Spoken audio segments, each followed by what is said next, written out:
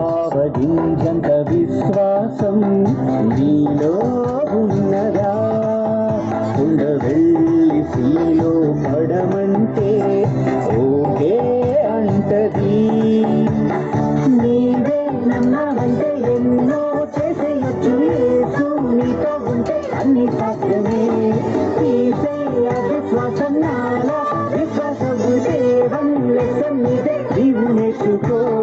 అయ్యో తోమగారు మీరు నమ్మలేదు, యేసును మేము నమ్మినంతగా.